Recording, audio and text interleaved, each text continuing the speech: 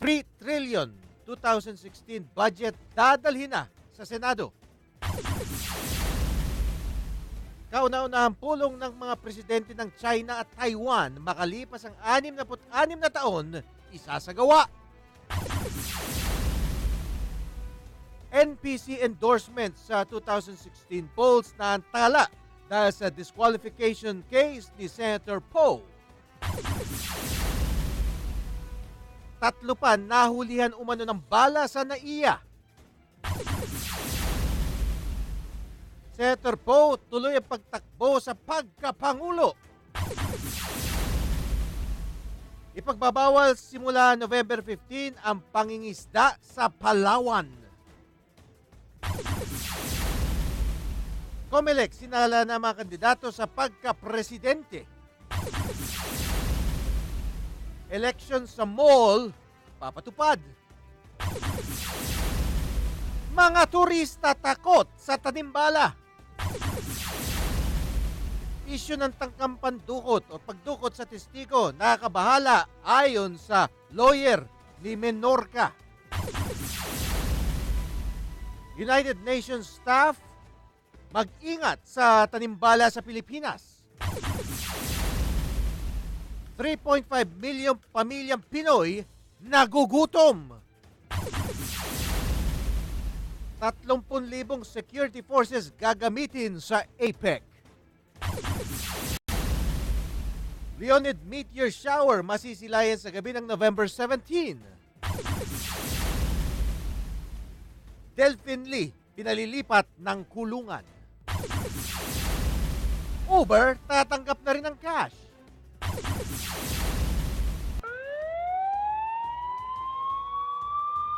Para naman sa ating police report, 6 arestado sa pagbebenta ng peking sedula. Samantala, 1 patay at 2 na aresto sa PNP operations sa Tondo, Manila. At una po sa ating mga balita, itatransmit na ng House of Representatives sa Senado ang pinasa nitong bersyon ng 3.002 trillion pesos national budget para sa taong 2016 ngayong linggo. Ayon kay Appropriations Committee Chairman at Davao City Congressman Isidro Ungab, kung hindi magkakaroon ng problema sa printing ay maaaring madala sa Senado ang hard copy nito sa araw ng Biyernes. Sinasabing 3 major changes ang nabago sa bill bago ito sinimulang i-print. Kabilang sa mga ito ang alokasyon ng karagdagan 500 million pesos para sa Commission on Elections or COMELEC, pagbabalik ng una ng tinanggal na maintenance and other operating expenses ng 42 state universities and colleges at ang paglalaan ng 2 billion pesos para sa pensyon ng World War II veterans. Kapag naipasa na rin sa Senado ang kanilang bersyon, inaasahang isasalang na ito sa BICAM bago tuloy ang lagdaan ni Pangulong Benigno Aquino III. Balita sa tanghali. Samantala, muling naantala ang pag-endorso sa Nationalist People's Coalition o NPC sa susuporta ang Pangulo sa 2016 national elections. Inamin ni NPC spokesman at Quezon Province Congressman Mark Enverga na hanggang sa ngayon ay minomonitor pa ng ilang potential donors at supporters ang kaso na isinampalabang kay Senator Grace Poe. Hindi naman tinukoy ng kongresista kung ang hindi pa nare-resolve disqualification case ni Poe ay posible maging rason para mag-adapt ng wait-and-see attitude ang mga supporters sa halip na suportahan ang senadora. Nabatid na si Poe na nangunguna sa mga survey ay humaharap sa 3 disqualification case sa COMELEC. Balita sa tanghali. Samantala, 30,000 security forces mula sa iba-ibang ahensya ng pamahalaan ang mga ngalaga sa seguridad ng 21 leader ng mga bansa at mga delegado habang pinatutupad din ang no-fly zone kaugnay ng gaganaping Asia-Pacific Cooperation Summit o APEC Summit sa bansa ngayong buwan simula November 17 magtatapos hanggang November 20. Kasabay nito inihag ng opisyal na ang APEC ay 21 beses na mas malaki sa preparasyon ng seguridad sa pagbisita ng bansa ni Pope Francis noong Enero ng taong ito. Sa panig naman ni Colonel Vic Tomas, Deputy Commander ng Joint Task Force National Capital Region, na handang-handa na ang AFP na suportahan ng PNP para tiyakin ang kaligtasan at katahimikan sa panahong idaraos ang APEC Summit. Ayon kay Tomas, ang utos ni PNP Chief Director General Ricardo Marquez, overall commander ng National Joint Task Force for APEC, ay ma-achieve ang zero incident na nasabing mahalagang okasyon na i-host ng ating pamahalaan. Kaugnay nito, sinabi pa ni Padilla na walang namomonitor ang mga otoridad na banta sa seguridad sa pagdaraos ng APEC Summit. Samantala, live po sa linya ng telepono ang ating field reporter si Nestor Cagitla at meron po siyang ulat tungkol sa labor sector, partikular na nakapanayam niya si Secretary Rosalinda Baldos. Nestor! Nestor!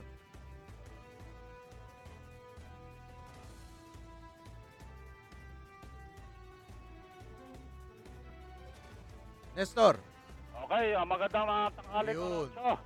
Inatasan ni Department of Labor and Employment Secretary Rosalinda Baldos ang Overseas Workers Welfare Administration na asistihan ang lahat ng overseas Filipino workers o OFW na papalis at pabalik ng bansa upang hindi mabiktima ng tanimbala o laglag-bala scam sa mga paliparan.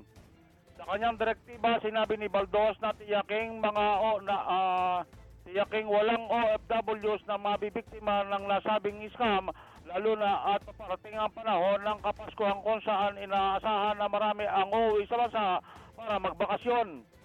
Hindi na itago ng kalihim ang labis na pagkadismaya ng karamihan ng mga nabiktima ng tanimbala, scam ay pawang mga OFWs na itinuturing ng pamahalaan ng mga buhay ng bayani. Kasabay nito, nananawagan din ng kalihim sa mga OFWs na maging alerto at maging maingat, lalo na sa kanilang mga bagahe ay i-report ang mga kahina-hinalang kilos o aktibidad ng mga airport personnel. Ito, si Nestor Cagitla para sa DCRJ 810, 8 Media, ang hempilan ng bawat Pilipino. Maraming salamat sa ulat na yan, Nestor. Mamaya, babalik ka pa. Okay. At sa pagpapatuloy po ng ating balitaan, pinayag kahapon ng United Nationalist Alliance na iskandaloso ang huling survey report ng social weather stations na nagsasaad na 3.5 million na pamilyang Pilipina dumaranas ng gutom. Sinabi ni una spokesman Mon Ilaga na ang nakakagimbal na insidente ng kagutuman na iniulat ng SWS para sa third quarter ng taong 2015 ay sumasalamin sa kawalan ng malasakit ng Administrasyong Aquino sa kabila ng mga deklarasyon nito na patuloy na tinutugunan ng pamahalaan ang mga kagutuman sa pamamagitan ng iba-ibang programa at inisyatiba.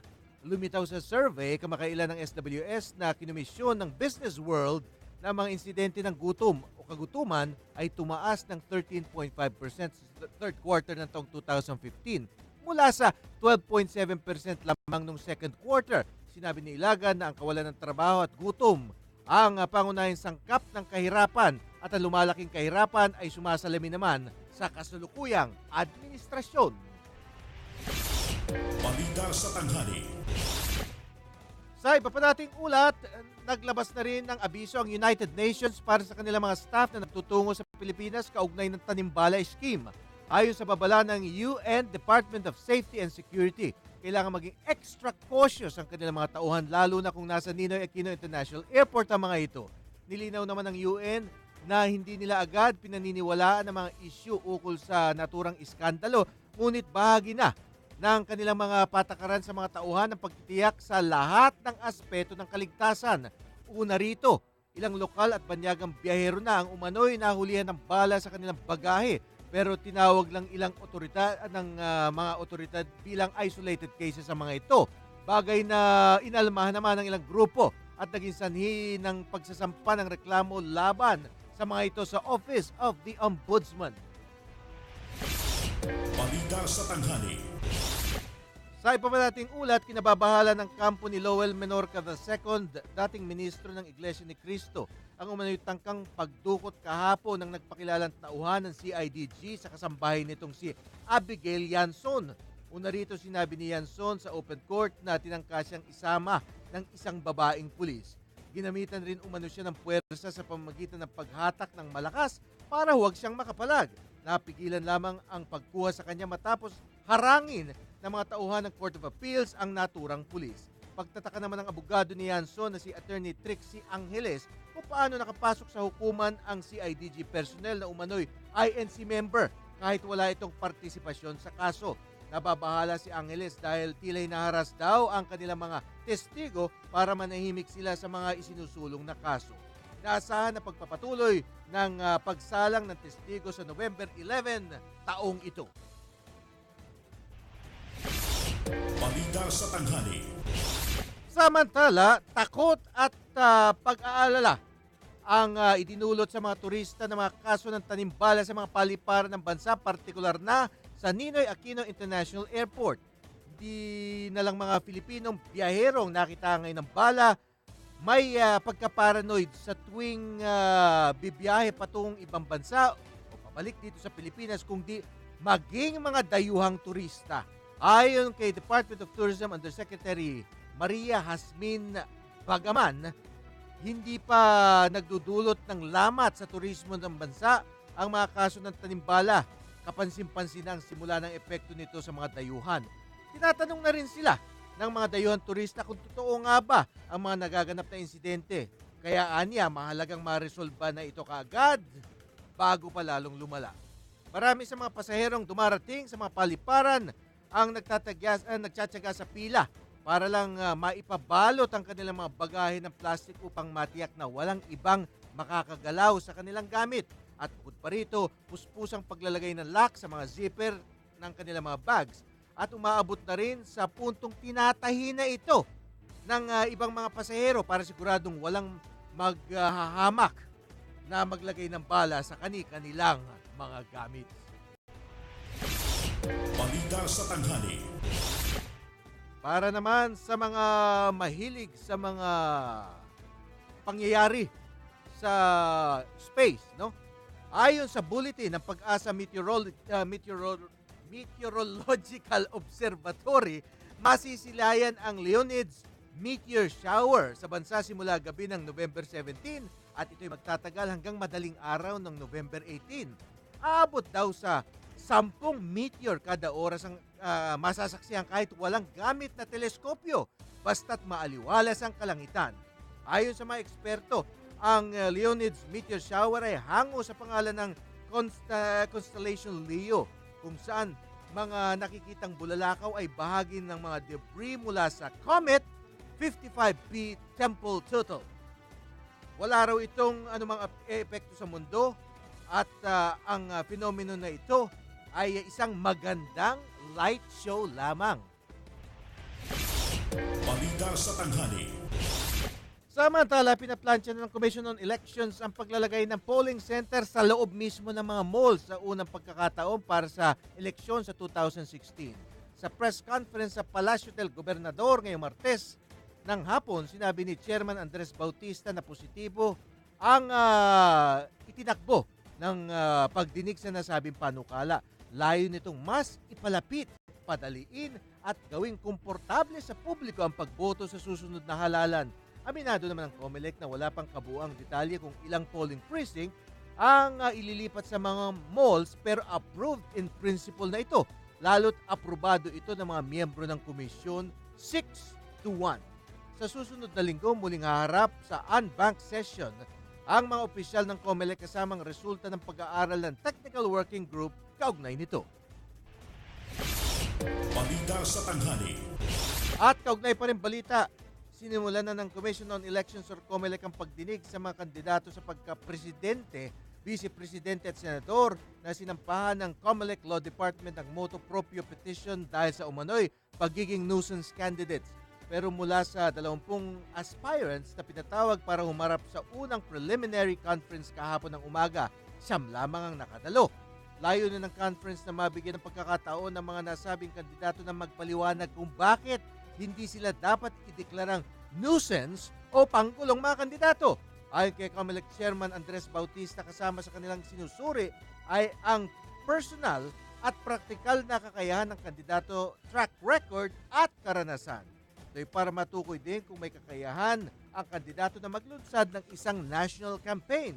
Noong October 21, naghain ng COMELEC Law Department ng motu proprio petition para ma-disqualify ang 125 mula sa 130 na naghain ng kandidatura sa pagkapresidente, 13 mula sa 19 na aspirant sa pagka-vice-presidente at 128 mula sa 172 aspirants sa pagkasenador. Ang serye ng conference ay tatagal hanggang November 10 at pagkatapos magdidesisyon na ang first and second division ng COMELEC kung sino-sino ang kanilang idedeklarang nuisance candidates. Balita sa tanghali. Sa iba pang balita, pansamantalang pagbabawal ng Bureau of Fisheries and Aquatic Resources o BIFAR ang panguhuli ng galunggong sa karagatan ng northeastern Palawan simula sa November 15 hanggang Pebrero ng susunod na taon. Kasunod ito ng pag-aproba ng National Fisheries and Aquatic Resources Management Council ng BIFAR sa 3 buwan, 3 months na closed season sa nasabing lugar. Layon nitong mabigyang daan ang paglaki ng galunggong at iba pang maliliit na lamang dagat. Bukod pa rito, pagbabawal din ang paggamit ng lambat na hulbot-hulbot o Danish Sean fishing gear. Danish Sean fishing gear. Gayon din ang paghango at pagbebenta ng mga elffish at coral sa tubig na sakop ng Palawan. Naniniwala ang BIFAR na malaking maitutulong ng pagsasara ng pangingisda sa rehiyon para matiyak na mapapalaki muna ang mga isda at maiiwasan ang iligal na pangingisda. Balita sa tanghali. At balik naman po tayo sa balitang politika. Mariin tinanggi ni Senator Grace Poe na umatras na siya sa 2016 presidential elections. Ito ay taliwas sa unang lumutang na mga email na kumalat na nagmula umano sa senador na nagsasabing hindi na niya itutuloy ang pagtakbo bilang presidente sa susunod na eleksyon. Sa naturang email na pinakalat ng isa umanong Lisa Kabigting gamit ang address na grace_poe@yahoo.com, sinabi na ang mga disqualification case umano dahilan ng kanyang pag-atras. Giit ni Poe, walang katotohanan ng naturang mensahe. Wala namang balak ang mambabatas na paimbestigahan kung kanino nang galing ang naturang email na pinadala sa mga mamamahayag sa pagsasabing magiging aksaya lamang ito ng kanilang panahon. Binigyan diin ng senadora na malakas ang kanyang depensa sa mga disqualification case, kaya walang dahilan upang siya'y umatras sa laban. Balita sa tanghali. Okay, sa puntong ito, time check naman po tayo. Ang oras po natin ngayon ay 12:52 ng tanghali. This time check's brought to you by iQOO. Get cool with iQOO. Okay, samantala nagbabalik po ang ating field reporter si Nestor Kagitla live sa linya. Nestor. Nahaharap ngayon sa kasong estapa ang ilang dating opisyal ng Philippine Airline Employees Association ng kolektahan ng libo-libong piso ang ilang natanggal na kasama ang kapalit ng pangakong pagkakabalik naman ito sa trabaho. Isa sa mga sinampahan ng nabanggit na asunto ay ang dating Palaya President na si Jerry Rivera na sinasabing kabilang din sa mga kasalukuyang nominee ng Partidong Manggagawa party list na sasabak sa 2016 election. Bukod kay Rivera, sinampahan din ng kasong kriminal ang iba pang mga dating opisyal ng Palaya na sina Alnim Pretencio, Ambrosio Palad, Alfred Ramizo, Ramon Patrick Salud, Epipanyo Bagchik, Emmanuel Gan, Renato Rivera, Arturo Apostol, Alan Mindo at Yudin Soriano. Batay sa estapa complaint, sinampa ni Regidora Darul, isang dating trabahador sa Maintenance and Planning Division ng Philippine Airlines, siya at ang kanyang mga kasamahang manggagawa ay di umano ng mahigit 50,000 piso para sa pangakong balik trabaho na hindi naman natupad. Ito si Nestor Kagit para sa DCRJ 810, A-Try Media, ang himpilan ng bawat Pilipino. Maraming salamat sa ulat na yan, Nestor. Samantala, sa pagpapatuloy po ng ating balitaan, pinalilipat ng kulungan si real estate developer Delphine Lee sa isang detention facility na hawak ng Bureau of Jail Management and Penology or BJMP mula sa kanyang kasalukuyang kinalalagyan sa Pampanga Provincial Jail. Itong nilalaman ng petisyon ng judge na may hawak sa kasong syndicated estafa labang kay Lee sa ibang korte dahil umano sa special treatment na natatamasa nito sa kasalukuyang kulungan. Kinumpirma ni Provincial Jail Warden Edwin Mangaliman na ipinatawag siya ni Regional Trial Court Executive Judge Divina Aquino Simbulan sa isang pagdinig noong November 9 hinggil sa petisyong inihain ni RTC Branch 42 Judge Amy Faith Fide Reyes para ilipat na si Lee sa BJMP facility sa Barangay Telabastagan. Ayon kay Reyes, ito'y matapos mabalitaan niyang nakatatanggap ng special treatment si Lee sa kanyang piitan, ngunit wala namang ibang detalye tungkol dito ang naibigay.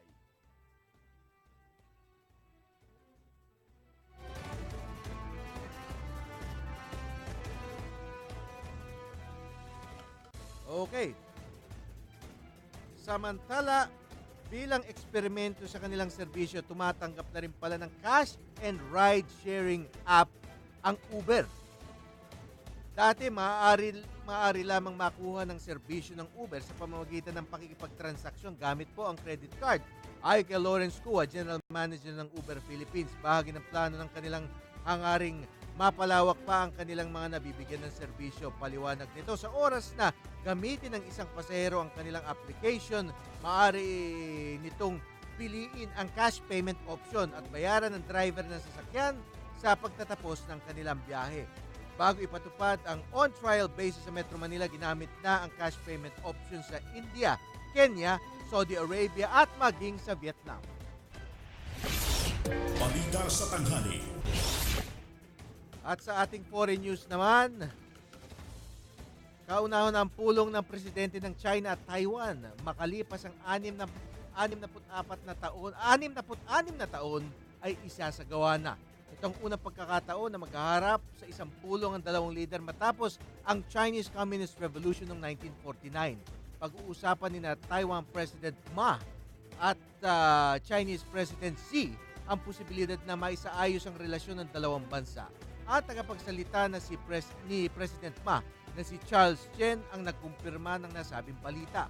Ayon kay Chen, partikular na layunin ng pagkakaroon ng tiyak na secure cross-strait peace, pero walaan niya kasunduan o joint statement na lalagdaan. The purpose of President Ma's visit is to secure cross-strait peace and maintain the status quo of the Taiwan Straits. No agreement will be signed nor any joint statement will be released, sinabi naman ni Chen. Bagaman unti-unti nang gumagandang relasyon ng China at Taiwan nitong nagdaang mga taon, patuloy na itinuturing ng Chinese government na isang breakaway province lamang ang Taiwan. Balita sa tanghali. Samantala, balik naman tayo dito sa ating bansa. 3 pa ang nahulihan ng bala kahapon sa Ninoy Aquino International Airport. Ayon kay Engineer Octavio Binglina, manager ng Terminal 3, sinabi niya na magkakahiwalay na nahulihan ng 3. Papunta sa ng Bacolod ng 27 years old na babaeng Espanyol, pero hinarang ito bago mag-alas 9:30 ng umaga. Hapon naman na makita ng bala ang 2 non-passenger. Inamin din anya ng 2 nasa kanila ang bala. Agad naman ito tinurn over sa pulisya. Kailanman, umaalingaw-ngaw ang mga ulat sa ukol sa tanimbala modus kung saan nakikita ng mga bala ang mga bag ng ilang mga pasahero.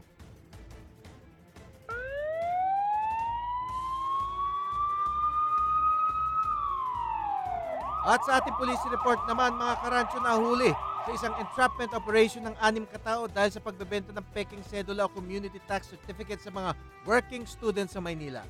Nakilala mga suspect na sina Fernino Ortega, Aida Bona, Celia de Guzman, Jenny David, Dayan De Feo at Lando Abaygar na arestado kahapon sa Paredes Street malapit sa Taft Avenue sa main office ng National Bureau of Investigation.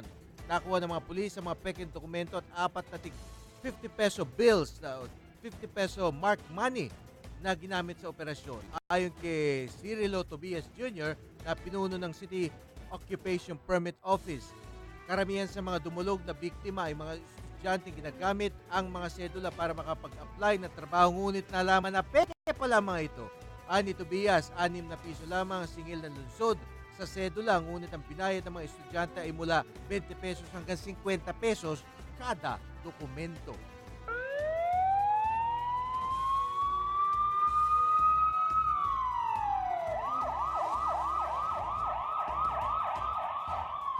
At para pa rin sa ating police report, nagsagawa ng anti-illegal firearms at carnapping operation sa mga tauhan ng Philippine National Police sa Baseco Compound sa Tondo, Maynila. Ang operasyon ay sinagawa Martes ng umaga ng pinagsanib na puwersa ng mga tauhan ng Manila Police District, Highway Patrol Group, Criminal Investigation and Detection Group at ng Regional Public Safety Battalion ng NCRPO.